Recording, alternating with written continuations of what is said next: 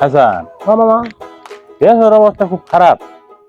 এখন মনে করো দেশ চোর ডাকাত এলে একবার বাইরে গেছে গা, কোনো একটা জিনিস কোনো জায়গায় ফোন যাইতেছে না। 2 দিন আগে আমি ধান কাটি 2 কাঠা জমি দিতে আছি হ্যাঁ, যা দিতে নাই কেরাবে নিয়ে গেছে গা আমারও 1 কাঠা জমিনে ধান দিতে গেলাইছে বাইন্দি গেলাইছে তাই দিতুন নাই তাহলে খুব বিপদ না? আমনে ঘর তো কথাবার্তা সবই শুনলাম। আমনে ঘর কি এই বিলে ধান চুর বেশি? আমার দিকে প্রচুর পরিমাণ চুরি হইতাছে।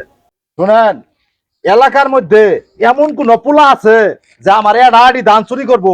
আমি ওভাবে পোলাই দেখি না।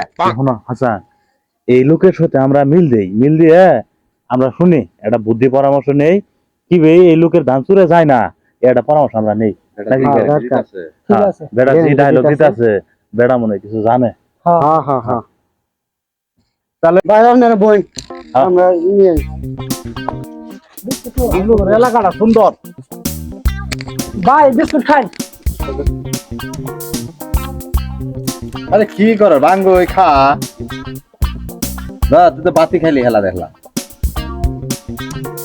ভাই আঙ্গুরে বুদ্ধিটা শিখাই দেন আঙ্গুরে তো দাম চলে জায়গা হে মিয়া, ভাইয়ের ধান যে চুরে যাবো আর তো জমিনই নাই, চুরে যাবো কেমনে? ওই তো ধান তুন কিছু না খায় না, আর জায়গা জমি নাই কিছু না, ধান না খাবো কোন চুরে যাবো কোন